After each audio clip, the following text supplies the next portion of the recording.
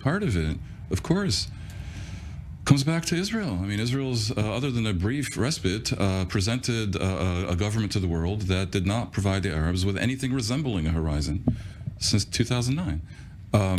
And right now, Israel's doing nothing to explain. I'm very sad to say, nothing to explain its actions in Gaza. It's only very general. It's only trust us. It's we know what we're doing. They're not saying we bombed this building in this area for this particular reason. You have to try a bit harder. We do see the idea of a spokesperson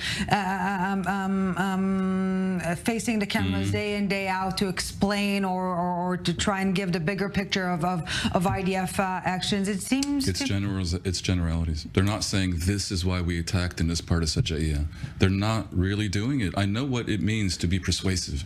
I know what it means to be persuaded, okay?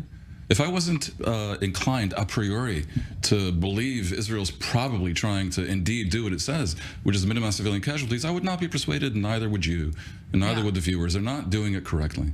And the flip side of that is they're not providing a day after horizon or any way out. Because the world sees what's happening here, and they conclude that Israel's prepared to flatten Sajaiya and Khan Yunis and risk its own hostages along the way, where there is an alternative to provide a way out, not to speak of eternal occupation of Gaza for the security reason and to risk an insurgency ad infinitum, and perhaps to offer the Hamas a deal where they get out and disarm in exchange for something. It would look like a more reasonable perspective if you said we're willing to end the war on these conditions. Israel doesn't even do that, not convincingly, not systematically, not in any way that is eloquent and charismatic and persuasive.